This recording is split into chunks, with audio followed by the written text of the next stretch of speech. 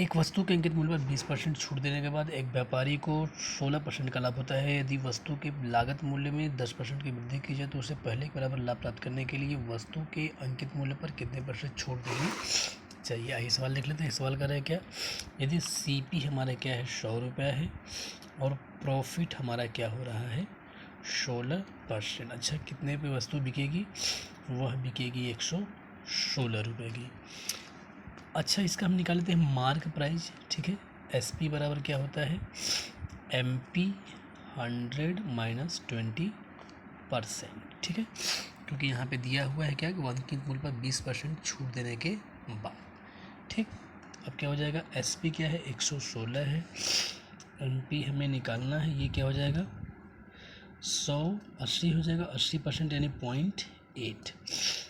MP बराबर क्या हो जाएगा 116 बटे 0.8, काट देंगे 8 एकम 8 और 3 हो जाएगा 36, 8 चौके 32, 4 0 8 पंजे 40। मार्क प्राइस हमारा क्या हो गया, MP हमारा हो गया 145 रुपये। आगे कह रहा है क्या कि यदि वस्तु के लागत मूल्य में 10% की वृद्धि की जाए। ठीक है, CP पहले 100 रुपये था, अब हम CP क्या कर दे रहे हैं 10% बढ़ा दे रहे हैं, हो जाएगा हमारा 110 रुपये। वृद्धि की जाए तो पहले के बराबर लाभ प्राप्त करने के लिए लाभ सेम निकालना है। ठीक है, 16% का लाभ लेना है।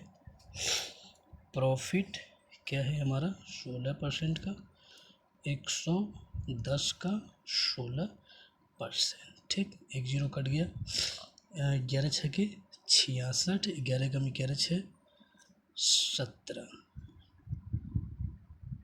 ठीक है, 17। ठीक, 10 का भाग यानी 17.6 का हो गया हमारा प्रॉफिट। अच्छा, SP हमारे कितने का हो जाएगा 110 प्लस के 17.6 यानी 127.6 रुपये का हमारा SP हो जाएगा। कर प्राप्त करने के लिए वस्तु के अंकित मूल्य पर कितना छूट देना चाहिए। अंकित मूल्य हमारा यही रहेगा, क्या है MP हमारा है 145, डिस्काउंट निकालना है। डिस्काउंट क्या हो जाएगा 145 माइनस बेच रहा है कितने का 127.6 का, घटा दीजिए 10 में से 6 गया 4, 14 में से 7 गया 7 और 3 में से 2 गया 1। ठीक, इतने रुपए का परसेंटेज निकालना है, क्या हो जाएगा 17.4 बटे के 145, 100 से मल्टीप्लाई कर देंगे और हमारा आंसर क्या आ जाएगा 12% लगभग आंसर हमारा आएगा।